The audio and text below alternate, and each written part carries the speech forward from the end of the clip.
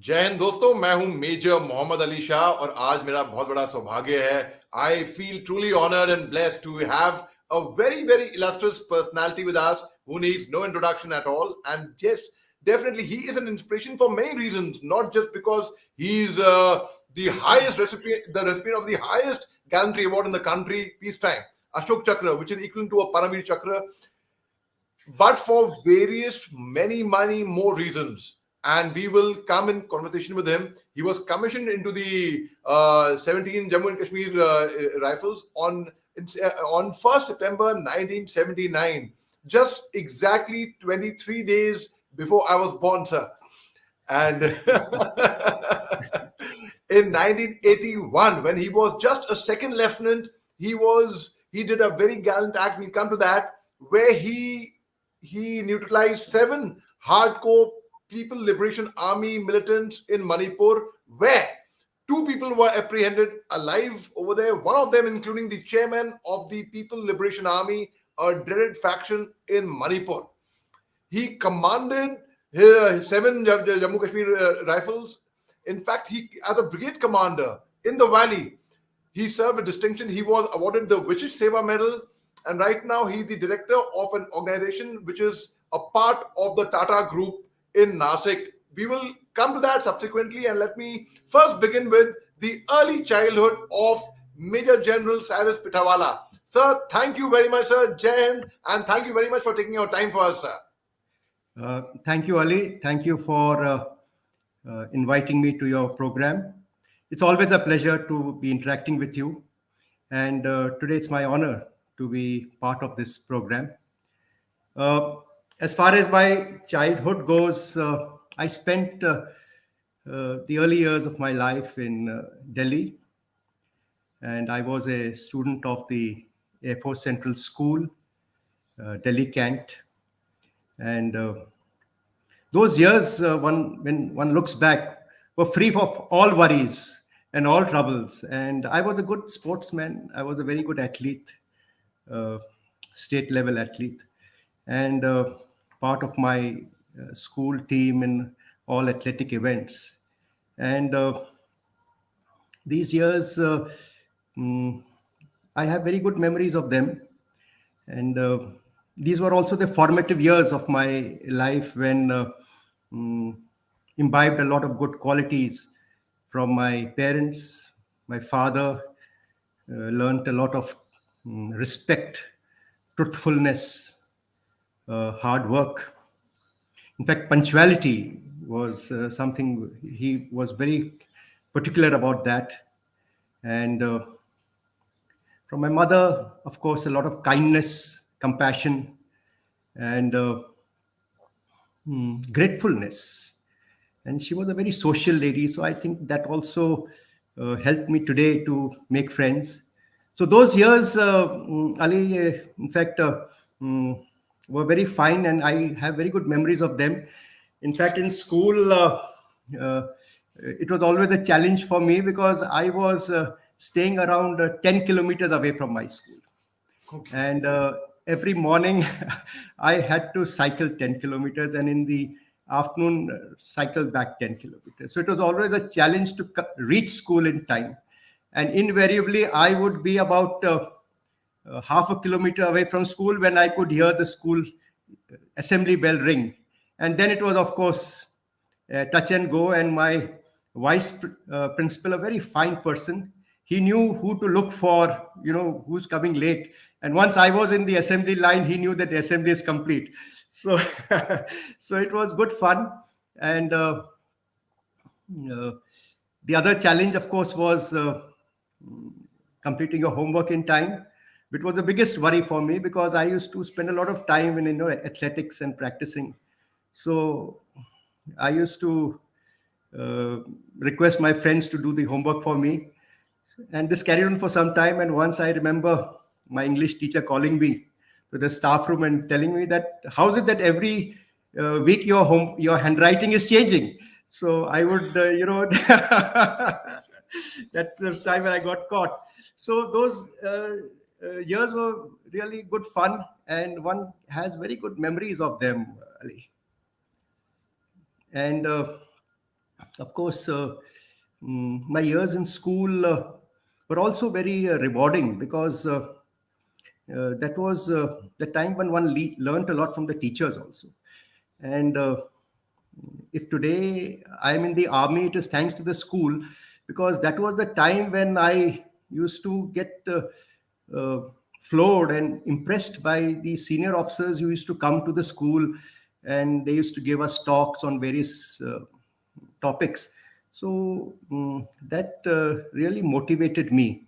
And I think uh, that was also the time when the 1971 operation took place. And that also had a big bearing on me, and because of which uh, the sacrifices, the valor, the devotion done by our troops, those years, in the formative years, this made a very big impression on me. And that is a time when I decided, it was in school that I decided that I should join the army. And there was no second thought thereafter. So the younger childhood days were very good. And in fact, it made a very sound base for me in the years ahead. Sir, that's very nice. So, sir, didn't you think of joining the NDA after school? We are very, very proud of the fact that we have an illustrious alumni from Officers Training Academy, from OTA, my alma mater as well. So, and definitely, sir, OT would have missed out on an illustrious officer like you. I mean, of the pride that I take right now, all of us take that, oh, sir is from OTA. So, but didn't you think of joining the NDA after Air Force School in Delhi? I tried the NDA. I tried it twice, but each time I would fail because I was very weak in maths, and This is same thing, science sir. was my science was my Waterloo. So that was the price I paid for probably not doing my homework. But it was maths was my bane, and I couldn't understand maths well. So then, of course, I went through the second channel, that was OTA. But no regrets. Yes, probably had I joined NDA, it would have been a year or two earlier, I would have been commissioned. But otherwise, OTA was good enough. So, what a message this is for NDA aspirants who do not get through NDA. What better example than this? Then people get sit for the NDA entrance, they don't get selected, they fail in the entrance, they get upset, they're depressed, and they think the world has ended. Here we have a general officer, and in fact, General Pithawalla would be very, very. He's a very modest, humble man. So I would like to, sir, please permit me for saying this. The only officer to become to rise of a general Ashok Chakra awardee. So it is something, a lesson for everyone who has appeared for NDA. I gave my NDA. I was weak at maths. I flunked in my NDA entrance test. So, but then I did NCC in college with the thing with the aim that okay, I will not have to give my entrance test. I'll be going directly for my SSB. Did you have any such thing in your mind as well in your graduation years, sir? Uh, I was very clear that I will join the army. There was no second thoughts on it, because, as I told you, uh, the impression of the 71 operation by school, the war movies, in fact. I was I was crazy about war movies. So I was very clear in my mind that if uh, I joined a profession, it would be the army. So although I couldn't clear the NDA entrance exam, but I was very clear that after graduation I will join the army. And then, of course, I chose the OTA because IMA also had a subject of science in it. So I thought, why waste my time again trying to hit my head against science? So I joined the OTA, and of course I cleared in the first attempt. And then, of course, the interview and all went off very smoothly. And there I joined the OTA, and it went off very well. But I must tell you something about what you had mentioned, Ali, about the first mm, general officer to get the award of the Ashok Chakra.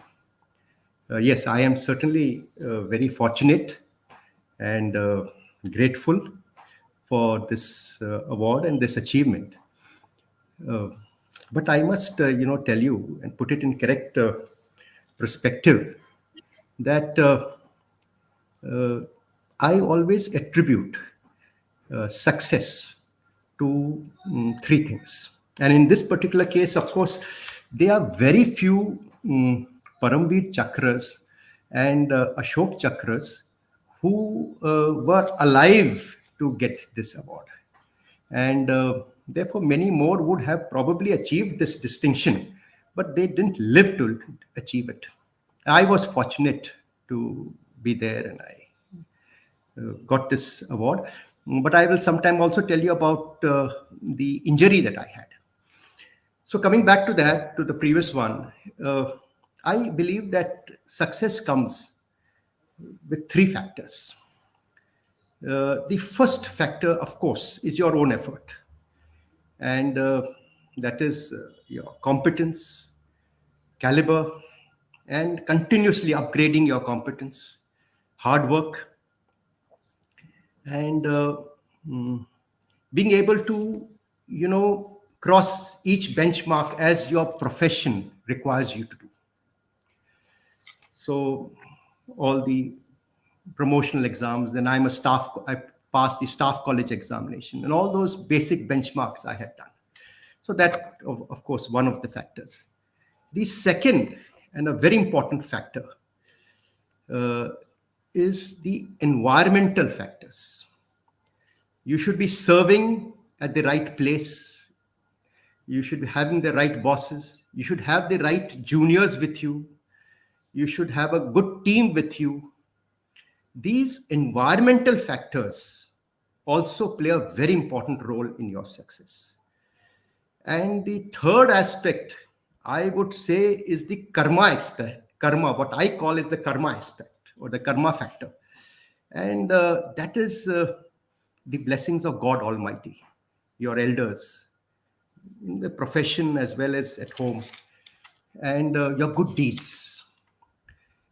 These things also play a very big role in your success. And it is something like, a bank locker. You may put in all your efforts, but you will have only one key. The second key is always with the bank. So to open your locker, you require the second key. So I think in this, I'm fortunate to have this distinction. But at the same time, I would attribute it to these three factors.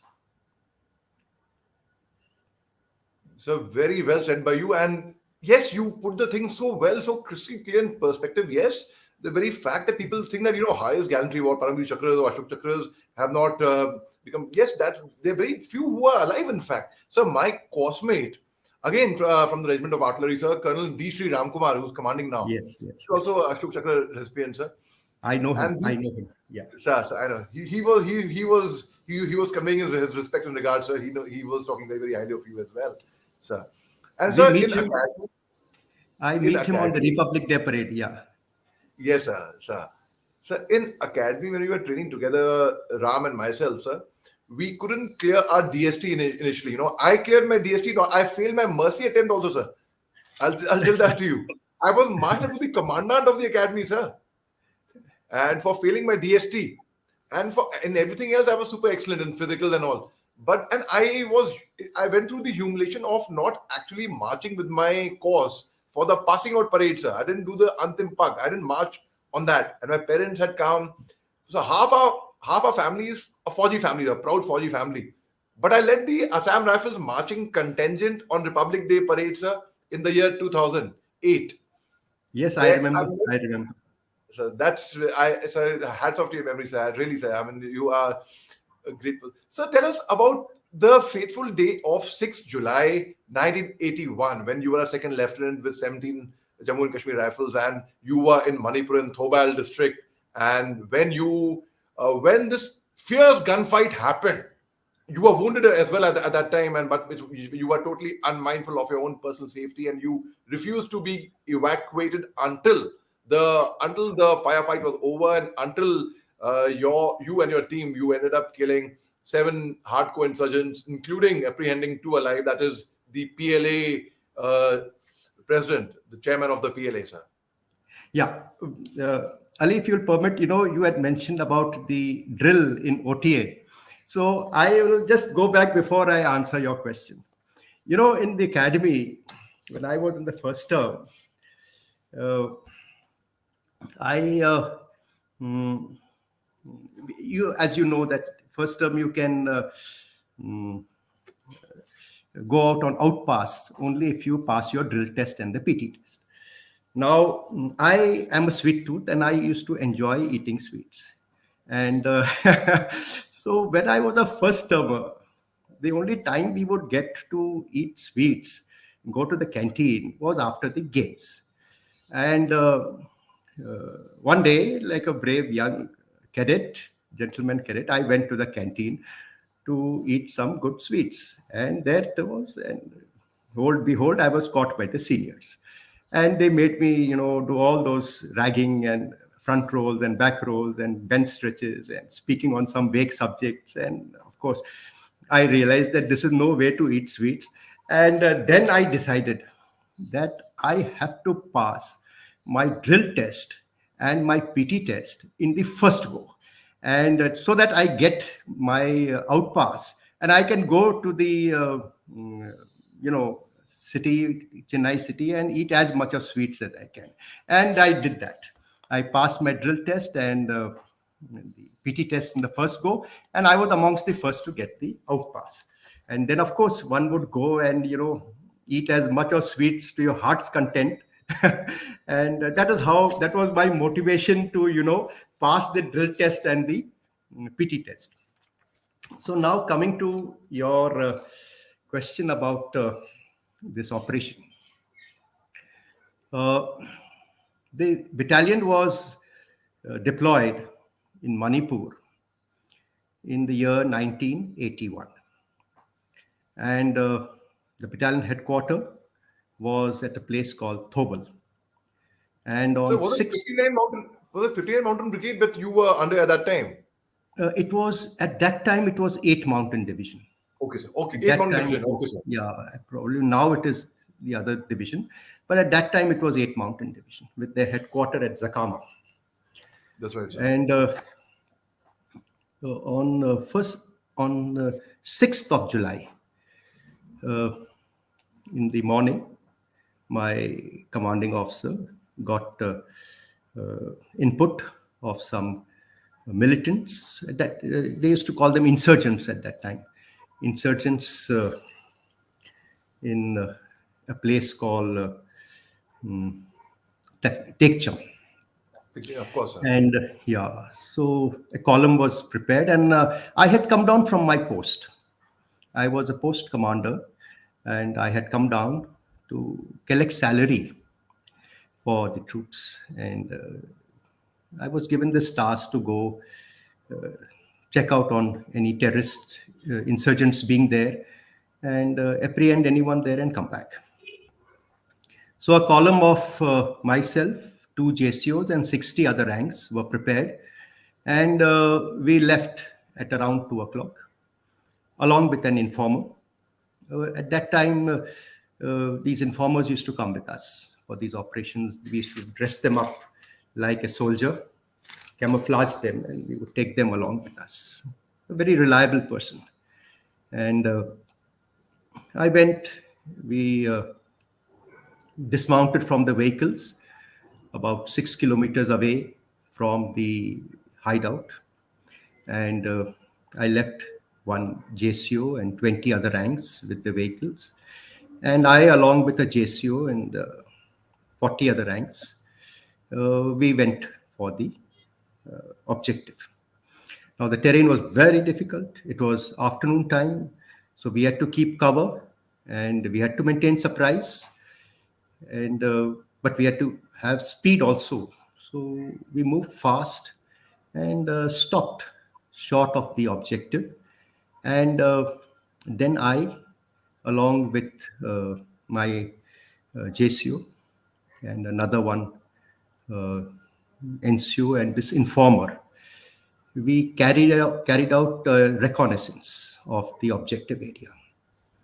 And from what I could see, the objective area was a horseshoe, an inverted horseshoe, uh, with these huts in the center.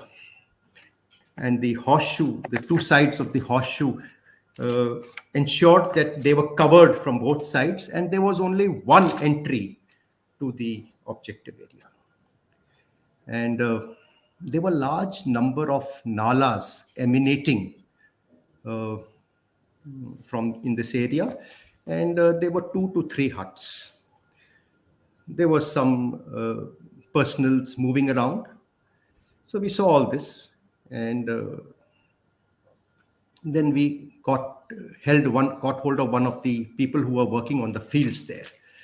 So after some interrogation, a little difficult interrogation, he revealed that there is a camp there, and in that camp there are a large number of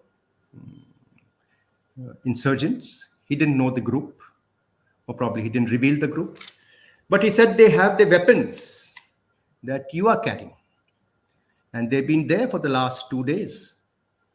And I asked, how many days more do you know how long they're going to stay, and what is the preparation they have got, and who all are there? All those answers he didn't give, but he said, I see people with weapons moving there. And I asked him the strength, so he said it could be anywhere up more than 10, 15. He was not aware about the strength, but he said at least 10 to 15 people could be there.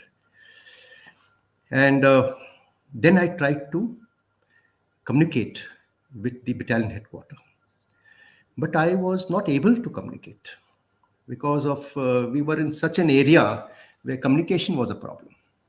We tried. I had a good signal operator with me. We tried our best, but I couldn't communicate. And now I had to make the decision whether to go in for the raid with the strength that I have, or should I go back, or should I cordon the area and try and communicate and go back and get the larger column. So what I took the decision. It was a very difficult decision to take, to go in for the operation, because what weighed on my mind is that they could escape, and if they escape, then a very good catch, a very good chance operation for the army, we would lose out on it. So it was a difficult decision to take at that time for me, and but I took the chance and had full confidence in my men. My battalion at 17 Jackrif had a very good composition of troops. We had Dogras, we had Muslims, we had Sikhs, we had Gurkhas. An excellent combination to fight, all martial races. And they were in operations, it was like a fighting machine. Very good troops in operations. So I was aware of their strengths. So I took the decision to go in for the operation, and told the signal operator that the moment you get a chance, do convey to the battalion headquarters that this is what the situation is and we are going in for the operation. It was broad daylight. Time then was around 3:30, 4 o'clock or so. And the terrain was very difficult. Jungle terrain, lot of tall grass, and difficult going. But it also provided us very good cover to close into the objective undetected. So I divided my column in 2 groups, a cordon party under a JCO with 20 other ranks. And I briefed them to establish stops at all important places and cover all the escape routes. And I left the main route from where they could escape. I left that, and I said that I will go in with my balanced troops that were 20 other ranks along that axis. And we will launch the raid. So then I briefed the troops, and I drew a small sand model on where we were and explained them the whole situation, and told them in no uncertain terms what they should expect and also what is expected from them. I told them very clearly that there will be fire, and it's going to be heavy fire, and we have to fight it out, and this is how we are going to go about it. So, and I also told the JCO who was going for the stops that your whole the whole operation will be successful only if you ensure surprise. If you give away your locations, or if you lose surprise, then the entire operation will be a failure. So the boys were fully motivated. We checked out on our arms, ammunition, everything. The final report was given to me, and the troops moved. And Ali, it was about 200 meters that I and my column, we almost crawled, walked on our knees, haunches, and we were just about, I would say, 100 meters of the objective area when one of their sentries saw us. And then he shouted out, "Fire, fire," and then there was fire all along. And then, of course, hell broke out. And there was heavy exchange of fire. And of course, we kept closing in. My cordon party also was closing in. And for some time, it was absolute chaos. Then I decided to go on to a vantage point from where I could see where all these insurgents were running out from the huts, firing at us. And there was a heavy volume of fire, and they were all firing and getting into positions in the nalas that were there. And accurate fire was coming on us. So to get a proper stock, I wanted to go on to a little higher ground and see from where exactly the fire is coming. And myself, my signal operator, and one more boy of mine, I think it was Sukhdev. He was from the empty platoon, but a very good boy. And we three they were with me. And I must tell you about this incident. One of the insurgents, while taking position in the Nala, saw the three of us coming. And he stopped, took position behind a tree, and fired about 8 to 10 bullets at me and the other two who were with us. And believe me, not a single bullet hit me or the boys with me. I was so lucky, and we were so lucky, all three of us. And the distance between him and us was hardly 15 yards. Oh, God. And he fired about 8 to 10 bullets, a full burst, 2 to 3 bursts, in fact, at us. And all three of us just survived. And then, of course, we shot him, and he died on the spot. We killed him. That was our first kill in that operation. And then I saw that these terrorists have all taken up positions in well-entrenched nalas that were emanating from these huts. And the only way to neutralize them was to get into these nalas. And while I was seeing all this, again, there was tremendous fire coming on to us. So I decided that we have to divide our column in two parties, and one along with me and one along as CHM. And I briefed him, and then we went into the nalas. When I was approaching the Nala, that was the time I got a bullet on my right shoulder. And that bullet went from just below my right shoulder and above my chest and came out from the rear. It was a through and through bullet. And blood was just oozing out like a fountain. And it was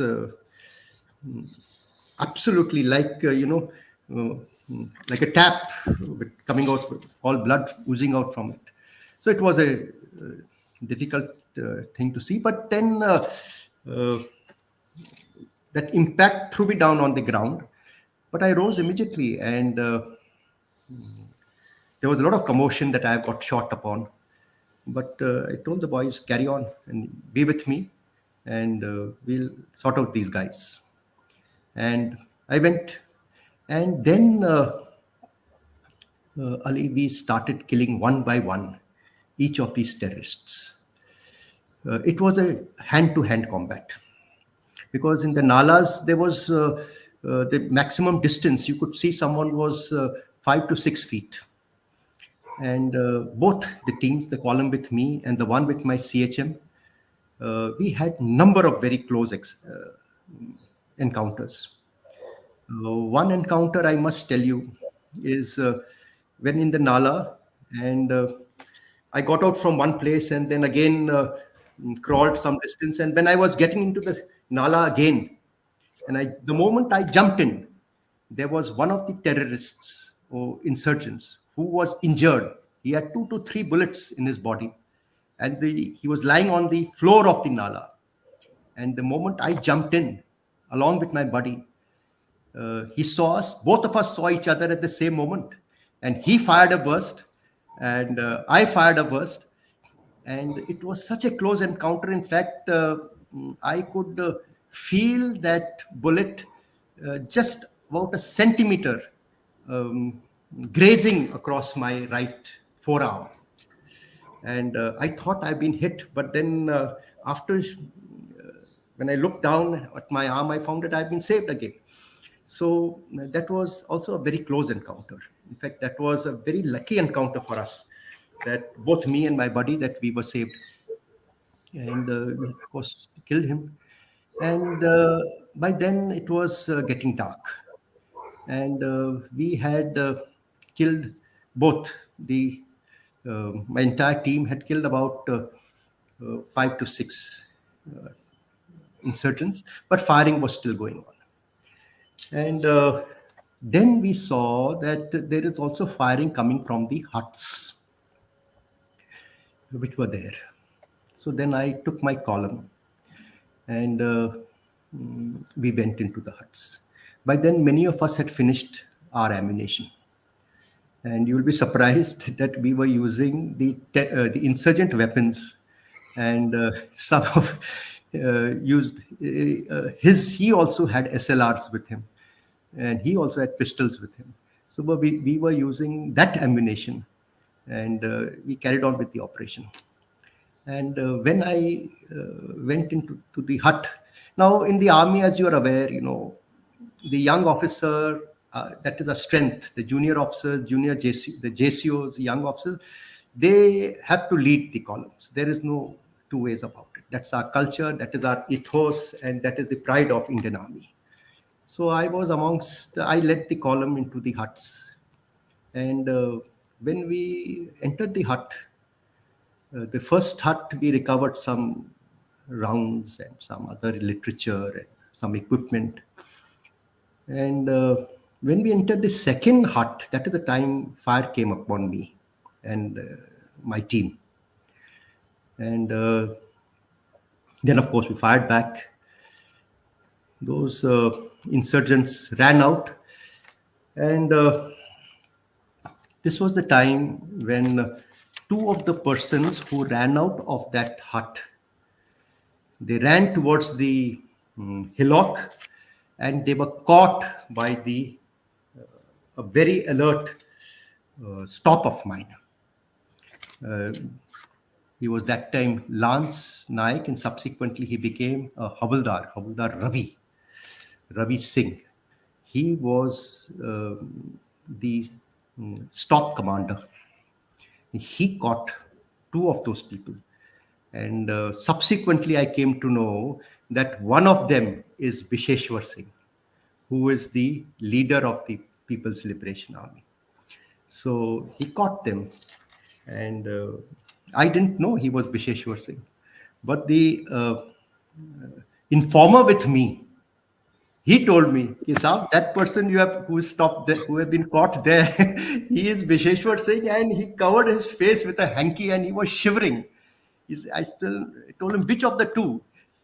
He just ran away from there. He was so shattered. He couldn't come in front of Bisheshwar Singh.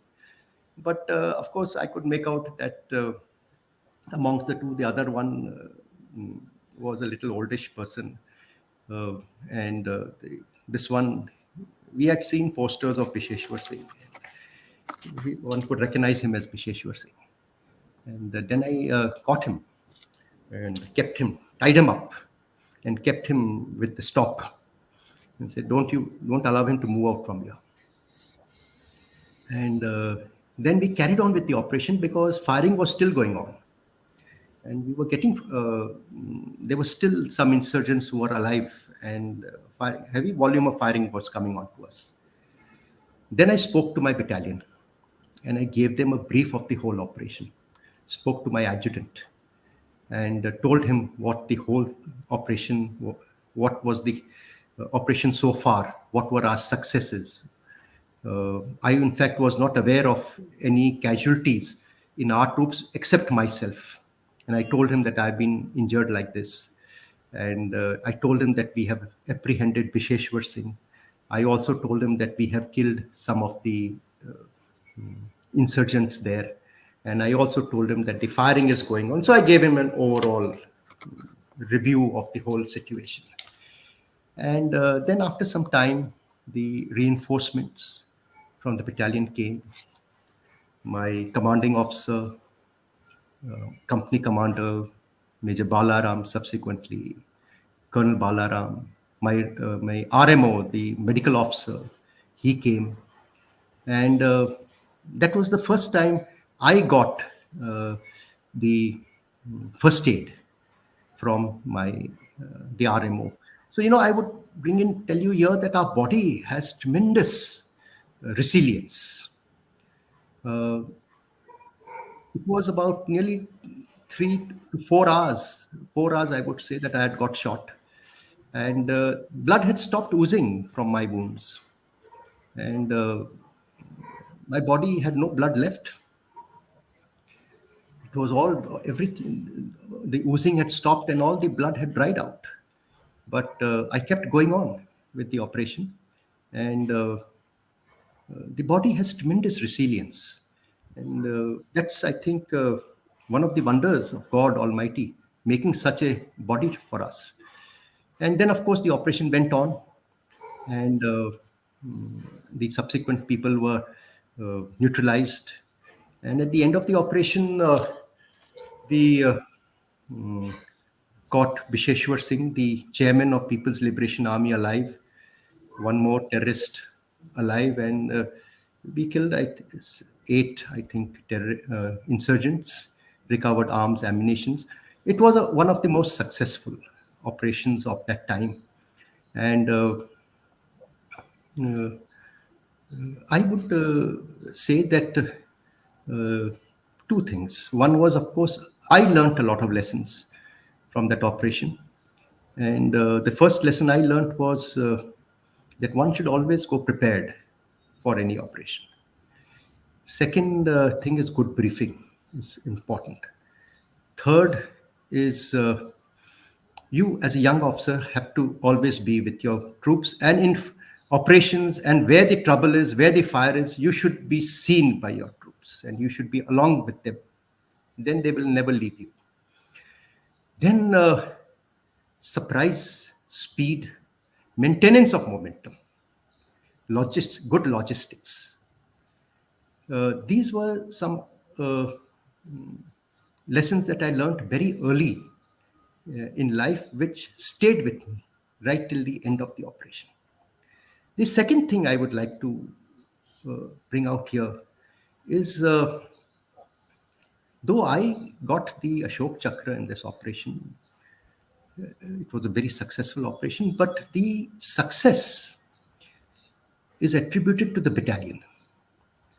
Success is attributed to the team that is with you. There can be no successful operation which is achieved alone by the commander. All success is attributed to the team that is with you. And in this case also, it was the excellent troops that I had with me at that time.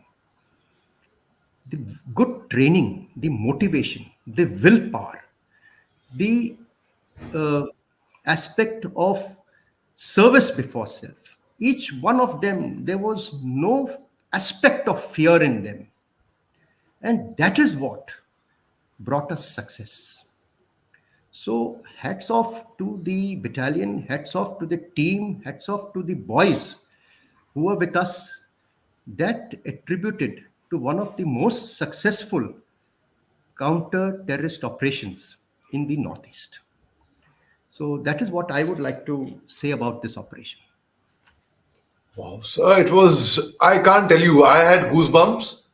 It was like, I was literally watching it. I could visualize every single thing in front of my eyes. I've had two tenures in the Northeast, sir. One was as ADC to GOC 3 Co. One second was with the Assam Rifles. And I Yeah, know that entire belt, sir, the entire Thobal, Palel, Kakshin, yeah, Sorabasti. I know that yeah. entire area very well, sir. So I could actually visualize when you mentioned everything about the tall grass and the nalas and the men moving. I could literally see it happen before my eyes.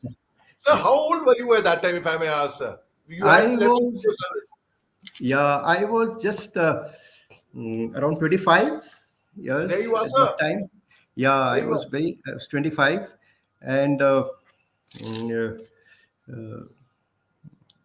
I was uh, badly injured on the shoulder, but and the doctors, of course, had told me that it is a touch and go. You may be able to use your shoulder again, your right arm again. You may not be able to do it, and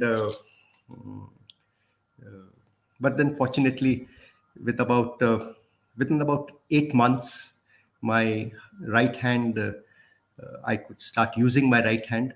In fact, I had started saluting with my left hand, and I had started writing also with my left hand. But then slowly, after about 8 months, I could start using my right hand, and uh, it was in the month of I think September. This happened in July, and it was in the month of December that the Ashok Chakra uh, award was announced in the paper. And by that time, I could start using my right hand. And here also, I must tell you, I was in the hospital at that time when I didn't know about this award and all these things. I was too young in life and age and service to know about this award. So I was in the hospital in Delhi in the officers ward, and of course had a lot of friends there, and popular with the doctors and nurses and everyone. And in morning I used to go for a walk. One day I was coming back from the walk, and the moment I entered the officers ward, I saw the whole ward was decorated with balloons and bunters and this, that, and all that. I didn't know what it was for. And the moment I came, everyone, started bursting the balloons and congratulating me. I said, "What is all this for?" He said, "You have been awarded the Ashok Chakra." I said, "What is this award?" So they said, "There's the highest award," and all those things, that go along with it. That is how I came to know about the Ashok Chakra. So I was in the hospital at that time, and then I was came to know that it's come in the papers, and that's how, of course, it was given a good coverage, and that's how I came to know about the Ashok Chakra. And then, of course, I was awarded the Ashok Chakra on 26th January 1982 by Sir. on the Rajpath during the Republic Day parade by the then President, uh, Dr. Neelam Sanjeeva Reddy. Yeah. Sir. So, did you practice? Did you pursue practicing with your left hand after that, or you left it there, sir? Yeah, of course, the army has a very well laid out procedure, and I was practicing in January. We used to. I was made to practice for the Republic Day parade, and the whole citation used to be read out, and I used to be practicing that. And of course, I was saluting with my right hand with a little pain. My right hand used to pain at that time when I used to be saluting. And but here I must tell you something very funny and very humorous. Uh, on 26th January 1982, the day I was to receive the award. So I was staying in a hotel, and in a hotel in Connaught Place. At that time, Hotel Bikram. I think now it is demolished. No more. That hotel is no more there. I was staying in that hotel, and there was an LO who was appointed, and who was supposed to bring me from the hotel to the parade. And I was told that 8:30 you have to be present at Rajpath for the receiving the award. The award is generally presented around 10 o'clock. I was given the time 8:30 to be there. LO was supposed to bring me there. So, and the LO told me that I will, at 8 o'clock, I will come to the hotel. You should be ready in all respect. He was senior to me. So I was ready at 8 o'clock, waiting for him. No sign of him. 8:15, no sign of him. 8:30, no sign of him. And then I didn't know. At that time, there were no mobiles, In 82, there were no mobiles. So I had a number of the station headquarters, Delhi. I rang up that number. The duty clerk picked up the number. He said that he is left from here. But I don't find, he didn't reach. So believe me, I left at 8:30 in an auto to reach the Rajpath. And they would not allow me in. Of course, I had my identity card, but they wouldn't allow me in. And that is where these rehearsals that you were talking about, came as a savior to me. There was a police inspector, in fact, IPS officer, not an inspector, he was an IPS officer, who was doing duty at the Rajpath. And he used to every day see me do these rehearsals. And he had met me, he had congratulated me. So he knew me, and he was on duty every day. He used to see me do these rehearsals. So he knew me.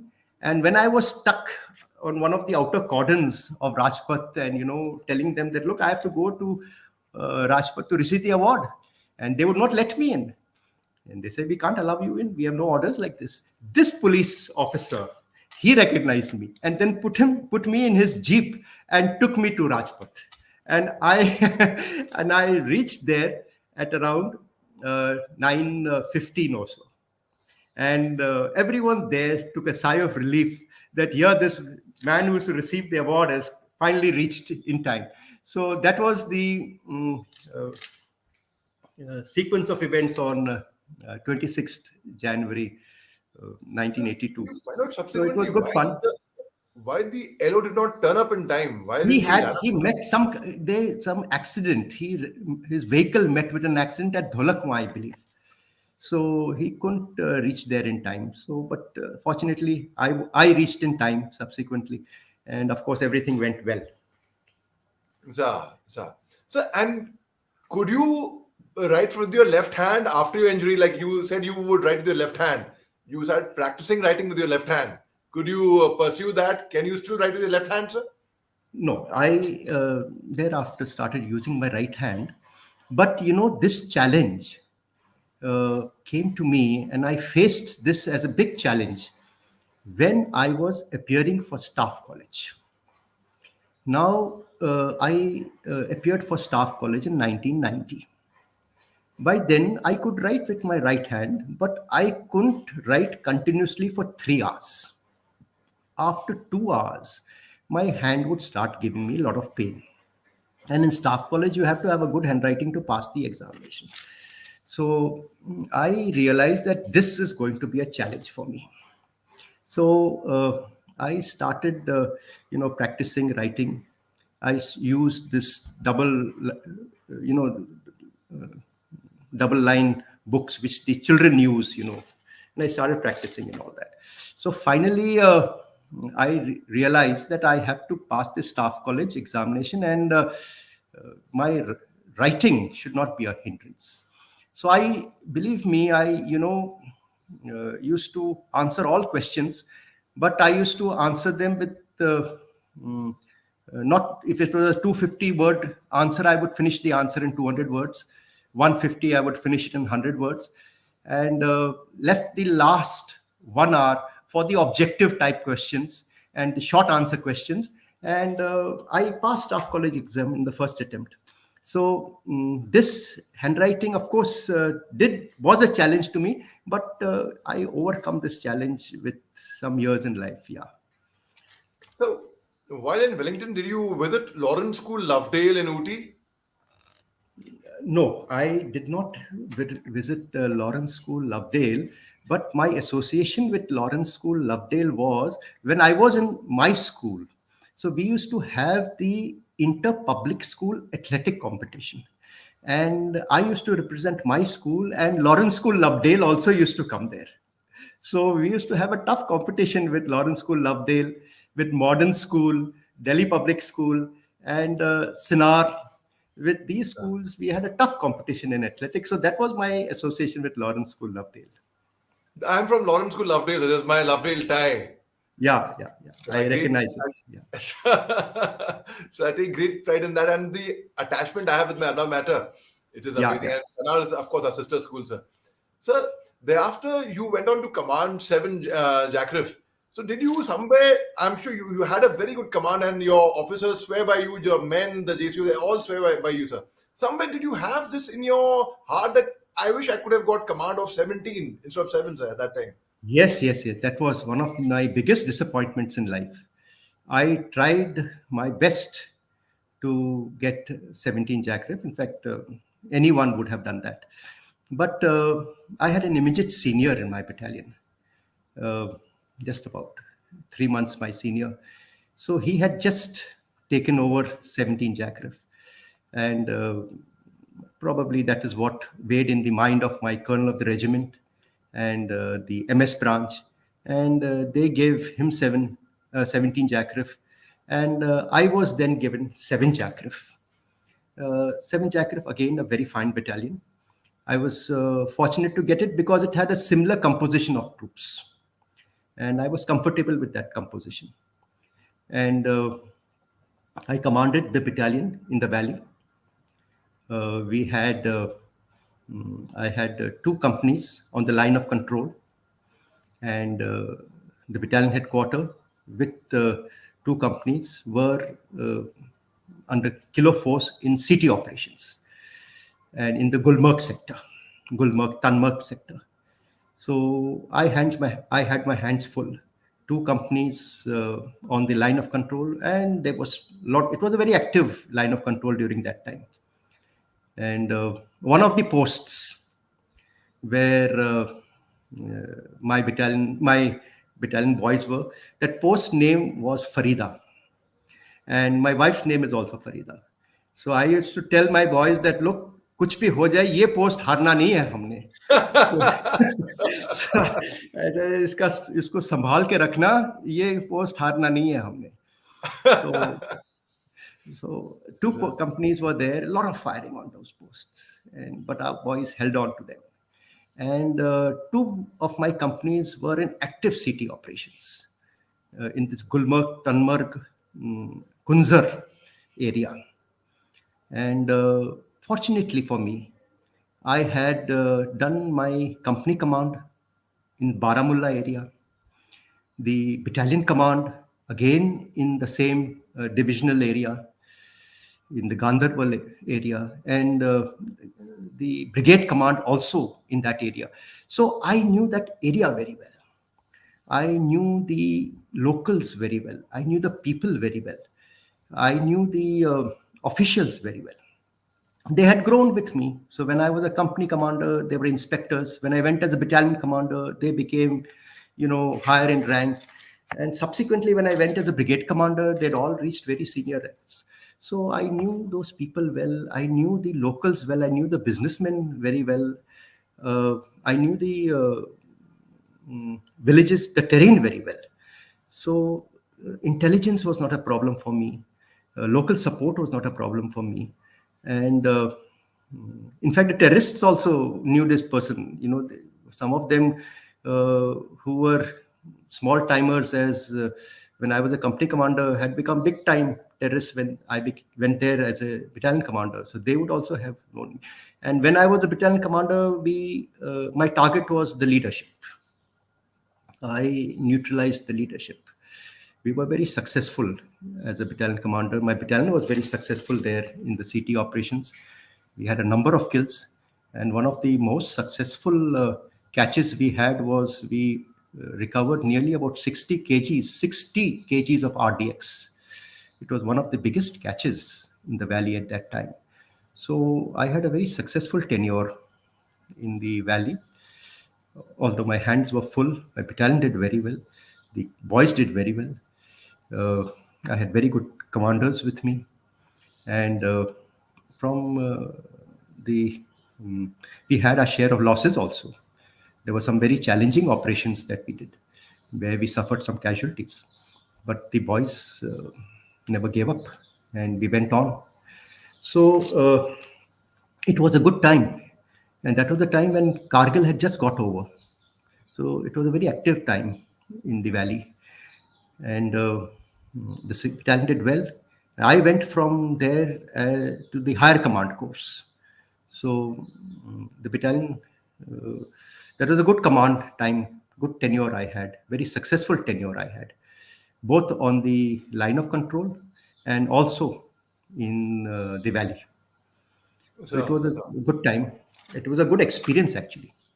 so, so you during the Kargil, when the Kargil war was going on, you were the line of control. So, what were the effects on you, on your battalion, on your area of the Kargil war, which was going on parallelly at a different location at that time, sir? Yeah. So when at the line of control, it was active.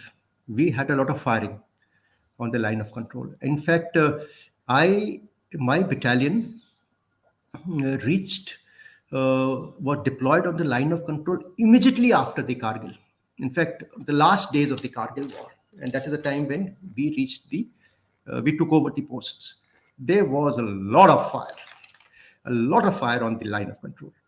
In fact, I could reach the posts only by crawling. There was no other way I could reach the post. And there was tremendous fire, uh, artillery fire, mortar fire, RL fire, RCL fire, all coming on us at the post. And in fact, it was very effective from both sides. And even on the in the city operations, the valley was very active, and we used to have encounters approximately at least two to three in a month, and we had good successes also, 2 to 3 in a month. And one of my tasks was to secure the lines of communication from Gulmarg to the national highway. So that was also a very challenging task, and it was a very difficult task, but we did it successfully, and we had successes both on the line of control as well as in the city operations. We targeted and got some very successful kills during that time. So, in fact, my area was more or less clear of all terrorists. Yes, sir. So it was a very good, successful tenure. Sir. So you fought active counterinsurgency in Northeast and in Jammu Kashmir. In fact, you got awarded by the Ashok Chakra in the Northeast, and you got the Vishesh Seva Medal in J&K. So, what is the difference you find in the insurgency of the Northeast insurgents and the Jammu and Kashmir terrorists, sir? See, the basic principles and the basic operations are the same. The only difference, I would say, that in the Northeast it was more rural, whereas in the valley it was rural and urban. And when we operated in the valley, uh, the technology had also come in a big way. The weapons they used, the communications they had. And then when I was a company commander, battalion commander, especially as a battalion commander in the valley, we had a lot of foreign terrorists operating there. And that was Lashkar, the Jashe Mohammed. We had a lot of encounters with them. And the IED was a major threat in the valley vis-a-vis in the northeast. So the basic ethos of insurgency and terrorism was the same, but the intensity was more in the valley. And then when I was in the valley as a brigade commander, I also had the responsibility for the protection of the yatris for the Amarnath Yatra. So, two successive yatras in 2006 and 2007, their complete protection and the protection of the shrine was the responsibility was given to me. So that was also a very challenging task because the lines of communication from Srinagar up to the Amarnath cave were passed through some very hardcore terrorist areas. And giving those areas protection and ensuring that the yatri vehicles, buses, on foot yatris uh, remain safe and secured, and there is no terrorist action in or around the cave, and to ensure the sanctity of the cave was a very big task and a very challenging task, very responsible task, which, of course, with the help of the various troops that were under my command, with the help of the local authorities, including the police and the civil administration, the local support, all these things went off very well. And we had no adverse uh, incident during this period. So that itself was a very successful tenure. So there's one more thing I want to ask you. In your getting you back slightly on in 1981, sir, in that operation, sir, there was no casualty apart from your wound with your troops. Am I right, Yeah. sir? Yeah, I was the only casualty. Of course, there were many others because the terrain was very difficult. So many would have got terrain-related wounds, that is, cuts and bruises and uh, you know injuries, terrain-related injuries. But I was the only bullet wound casualty, bullet casualty in that operation. That's remarkable, sir. That's really remarkable. So you have been on UN assignments to Cambodia, to Samoa, Somalia, and how was the experience with the UN, sir? When especially people must be overawed by you that such one of the highest decorated officers of the armed forces is here with us, and there was international armed forces over there you are working with together. Yeah. Uh, my association with the UN started in 2003, when, after the higher command course, I was posted as the director SD3 in the army headquarters. And the director SD3 is the nodal officer, is the director for all UN missions uh, of Indian Army in in in all the missions. So at that time, I had mm, we had two missions: one at Cambodia, one at Lebanon, and one at Ethiopia and Eritrea. And I, being the director SD3, my task was to monitor these missions, was to be in contact with the mm, missions, to equip them, to turn over the missions, to seek new missions, to be in touch with the Ministry of External Affairs, the Defense Ministry, the military operations, the MI branch, the military intelligence branch, and also to be in touch with the Indian uh, embassy at New York. Now, the biggest challenge that time was that the time variance.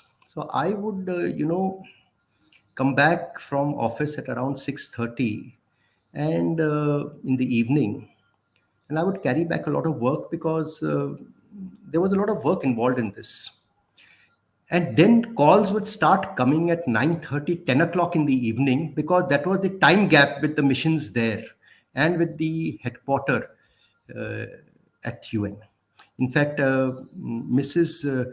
Ruchira Kamboj, who is now our ambassador at the UN in New York, was the officer in the embassy there at New York, and I used to be in touch with her. And at that time, in uh, when I was the director, we started. In fact, we established two new missions. One at Congo, Democratic Republic of Congo, where a full brigade was deployed, and the second mission that commenced during my time was the one in southern Sudan. So I helped establish these two missions, and the strength of the Indian Army troops when I took over was around 3,000, and it went up to around 9,000 during my tenure.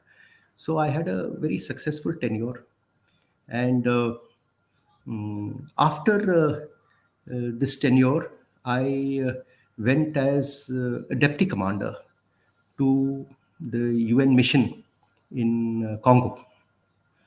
And there, that was a Chapter 7 mission, where it was peace enforcement.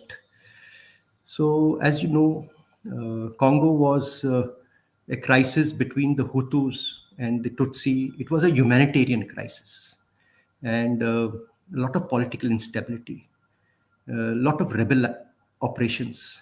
So it was a very difficult task to monitor and contain these rebel strongholds. Uh, we had the Air Force with us also.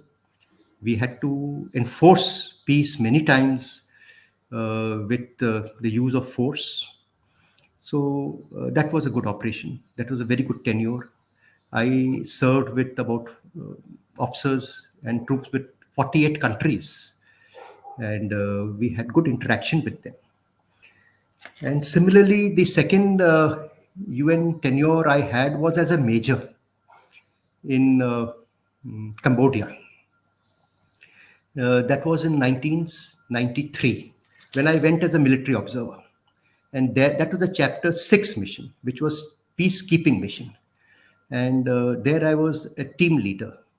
And with me, there were the team comprised of officers from Bangladesh, Australia, and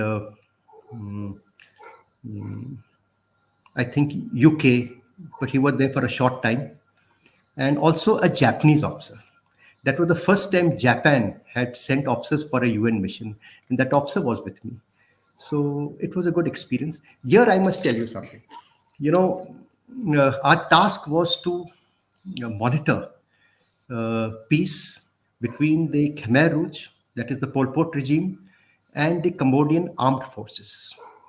And as a team leader, I was responsible to monitor their activities, report their activities, and to carry out limited negotiation. And once it so happened that, and we were not armed. As an observer, you're not supposed to carry any arms with you. So I was coming back with my team. There was a Bangladeshi officer with me after visiting one of the uh, Khmer Rouge posts. So we were coming back when we were surrounded by the rebels, and they came out with weapons. We had no weapons, we were unarmed, and it was a difficult situation because they were all with weapons and they were about to shoot. So, quick thinking, and I told them that we are military observer. They didn't, not willing to listen. So then it just struck me that they are after, they like cigarettes. So I never used to smoke, and unfortunately or fortunately with me, I had a Bangladeshi officer who never smoked. But then I remembered that in the car there were cigarettes. So I took out that packet of cigarettes and immediately gave it to them. And they were very happy taking those cigarettes, and they took those cigarettes and left us. So that was an incident which, of course, cigarettes came to my rescue. So sometimes, these small things save your life.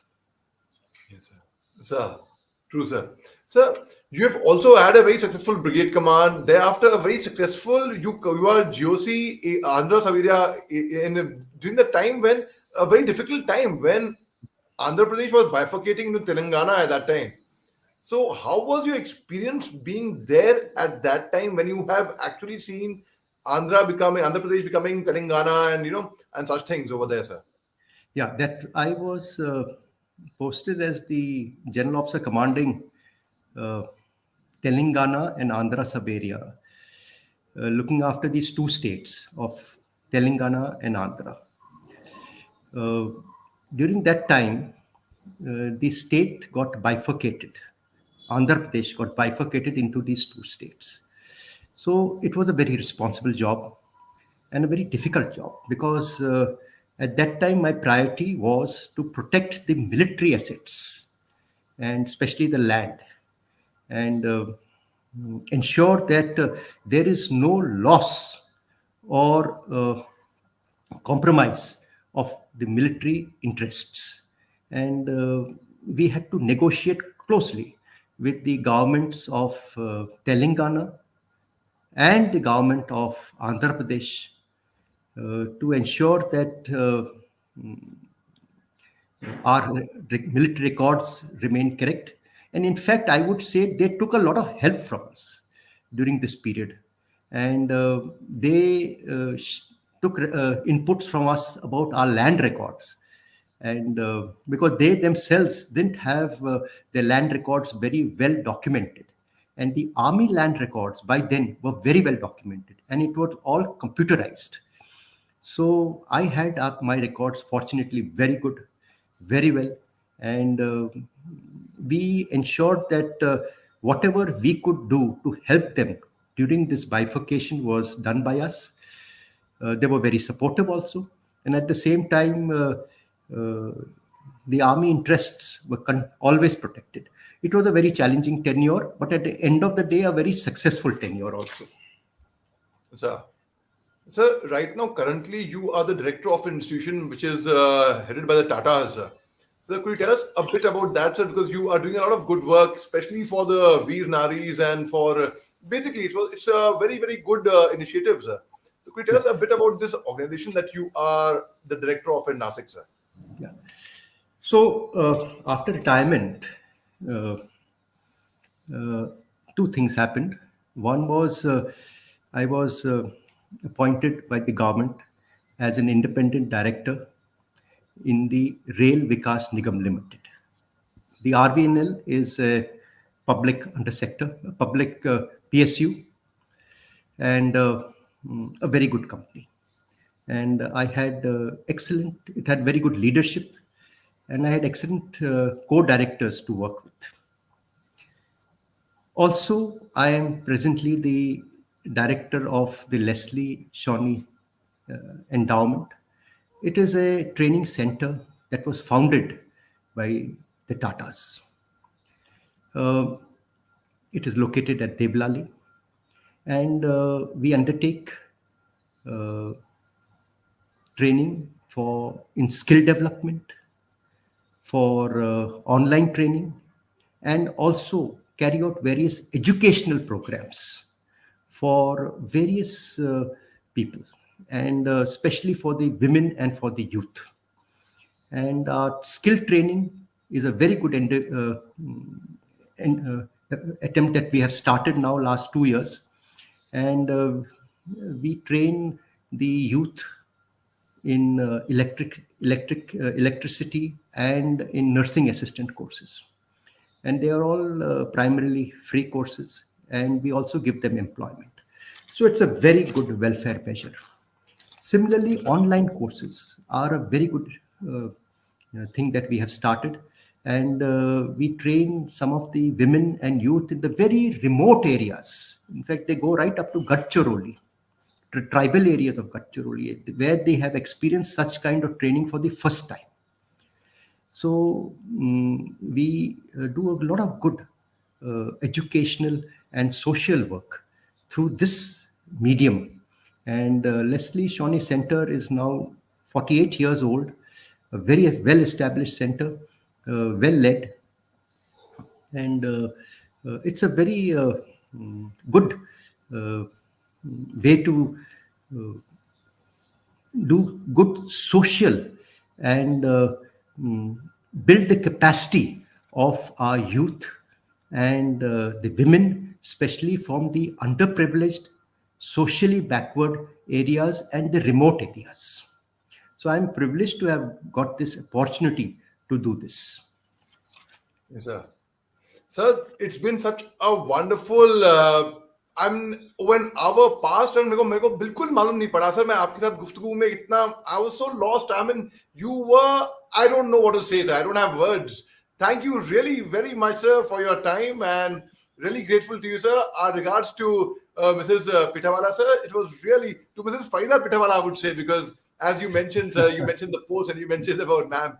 Sir, really, sir, it's been such an honor. So before we part, any last message you would like to give to our viewers who are listening, who are getting inspired? Sir, one more. I would tell you, sir, just before we came in this conversation, I was doing a live on NewsX in the morning, sir. And that time the editor say aapki baat hui thi. I told them that I would be in conversation with General Pithawalla, and they were all very really overwhelmed, especially one 8-year-old boy, sir. I run an online public speaking academy, sir. He's part of my academy. So I made him read about your biodata. I said, Aaj ye padho, zor se. And his name is Priyanshu Prateet. He lives in Assam, sir, in Guwahati. So he was reading out loudly. And so first question he asked me, sir, he's Ashok Chakra awardee, sir. Sir, did he survive? There's the same thing about what we discussed in the beginning. I said he's very much, he survived and he's alive and touch wood. He's here and hearty and you would be watching us. So he's watching us live in conversation right now. And so he was like really, I mean, what do I say, enamored, sir, when 8-year-old boy. So any last message you would like to give to anyone, to the universe, sir, before you? Yeah, I would then, for this young boy and for the boys like him, I would tell him that the army and the defense services is one of the best and excellent profession to pursue and spend your life.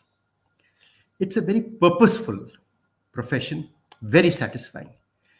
In fact, I would say it is the only profession that you are protecting your country and your countrymen from dangers, both external and internal.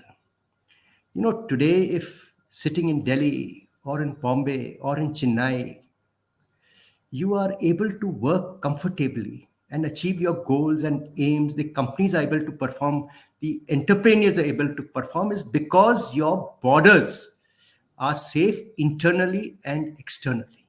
The threat is taken care of by the army and the other defense services. It is that weight of service before self that they are carrying on their shoulders that enables our citizens to feel safe and secured. And army is an excellent profession to pursue. It is only in the army that you get opportunities to pursue your likes.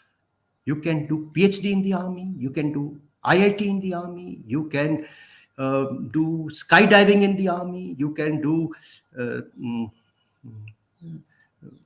diving in the army, scuba diving in the army.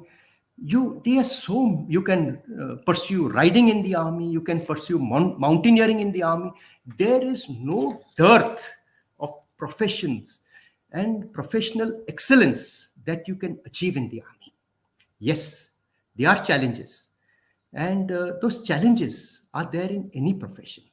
But in the profession of arms, those challenges are very purposeful and are very satisfying. And at the end of the day, I believe that you do your duty, do it well, do it with excellence. And in the army, you should be ready to sacrifice, give the ultimate sacrifice. As they say, as I believe, scattered in the dust, silent you lie. Should India's bugle call again, again I will rise. That is the spirit of the armed forces. And you should be prepared to live to that. And once you do that, there is no looking back. For me, army is a profession that I will like to pursue again and again in my life. So that's all I would like to say. And as far as one more thing, in case uh, for that young boy or for the young viewers, I would say that happiness in life and success in any profession lies in your own hands. And for that, one needs to excel in whatever he is doing. And he should like doing whatever he is doing. And if he does that with competence, caliber, commitment, there is no question of not succeeding. And beside that, it's very important for an individual to share happiness, share kindness, and be a good human being. That is all I would like to say at the end. Thank you. Sir, thank you very much, sir. Such a pleasure, such a delight, sir. Thank you very much, sir. शुक्रिया बहुत बहुत sir, दिल से वाकई में. I really sir enjoyed every moment of being in conversation with you, sir. Thank you very much for sparing your time, sir. Thank you, Ali. Jai Hind, and thank you so much for giving me this opportunity. Thank you, all your viewers, and thank you to your platform. Thank you, and Jai Hind. Just ending the live, sir.